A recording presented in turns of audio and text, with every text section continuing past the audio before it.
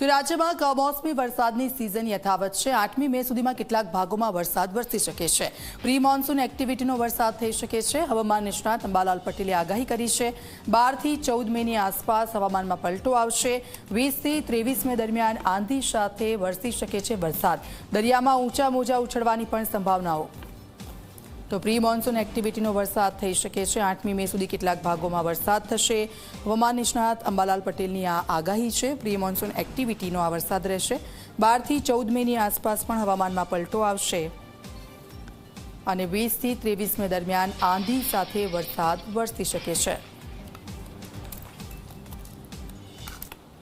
Pre monsoon એક્ટિવિટીમાં ક્યાં વરસાદ થશે તે ટ્રેસ કરવું મુશ્કેલ છે, કારણ કે હવે બપોર પછી કે રાતના ભાગમાં વરસાદ થાય, ભેજ બપોરે કે રાત્રિના ભાગમાં વધી જાય તો એકાએક કોઈ ભાગમાં વાદળવાળું થાય અને ગાજવીજ સાથે વરસી પડી જાય।